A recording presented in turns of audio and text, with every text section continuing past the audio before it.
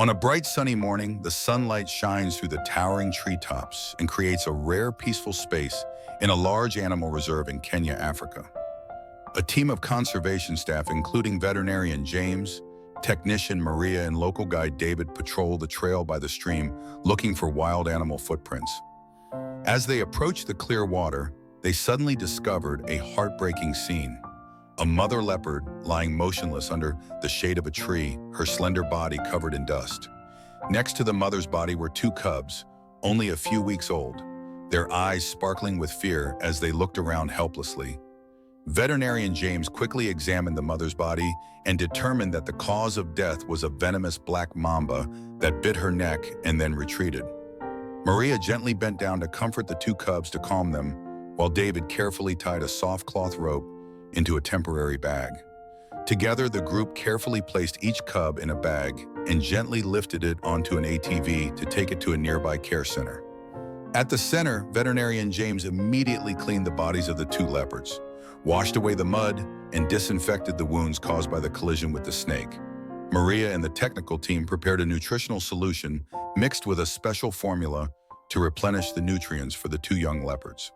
Looking at the two trembling little boys eagerly drinking every drop of milk, David could not help but be moved by the fierce vitality of wild animals.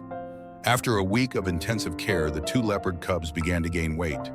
Their fur became smoother and their eyes were less frightened.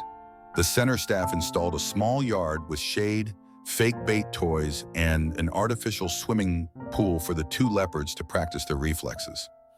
Every morning, the two leopard cubs were released onto the spacious grassy field to run, climb on rough rocks, and swim in the cool water.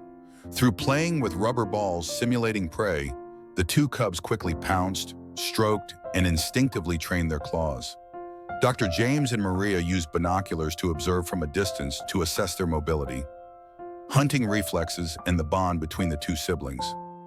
By the end of the second month, the two cubs' physical strength had clearly developed. They were able to climb trees and catch small fish in the shallow lake. Maria took the time to explain the rescue process, from discovering the mother leopard's body to each step of caring for the two cubs. As time passed, the two cubs gradually adapted to the miniature environment. Their physical strength and hunting skills were increasingly perfected.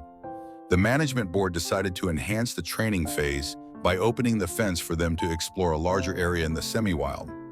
The two cubs hesitantly stepped through the open gate, their noses immediately sniffing the air with the smell of dry grass, wildflowers, and the stormy sounds of nature.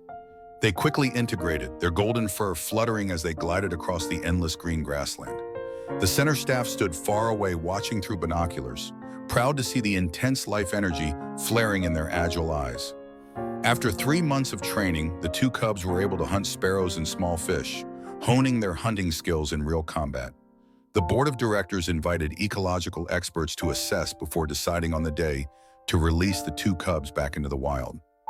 On the morning of the release day, the shimmering dawn illuminated the space. The rescue team brought the two cubs to the release area. The semi-wild gate opened. The two cubs hesitated for a moment, but then rushed into the vast new space. They inhaled the scent of the soil, grass, and trees, and the rustling sound of the wind, peaceful sounds they had not heard for a long time. David and the group kept a safe distance. Only the panting of the two cubs echoed with the sounds of nature. The two cubs experienced the real wilderness for the first time. Each step was light but confident. They gradually disappeared into the jungle, their silhouettes faint against the green foliage covering the sky. A month later, the reserve continued to reopen the safari program for visitors, and the story of the two cubs was told again. Like a funny story, the off-road vehicle passed the lake. Suddenly, two adult leopards with shiny, brilliant fur appeared. Walking gracefully, they approached the vehicle, their bright eyes exuding friendly curiosity, as if recognizing the figures of the people who had saved their lives.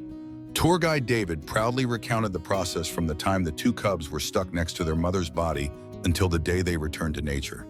Visitors clapped and cheered, admiring the message of compassion and perseverance of the rescue team.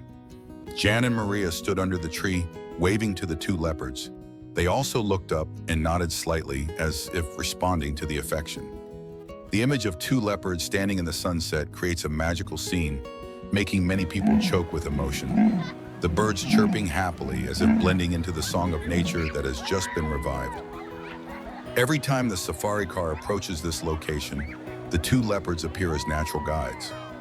Visitors are amazed and express their deep sympathy for the inspiring conservation story. The story of the two leopard cubs from orphanage to the day they roam free has spread strongly on social networks.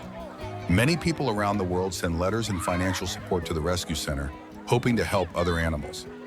Every early morning, when the dew sparkles on the leaves, visitors have the opportunity to see the two leopards walking proudly. The rescue team and staff of the center are proud to have contributed to giving the two little creatures a chance to live. This story reminds us of our responsibility to respect and protect all creatures on the planet. As the sun sets below the horizon, the last rays of light shimmer across the golden grasslands. The roar echoes like a song of freedom, praising the vitality that rises in the wilderness.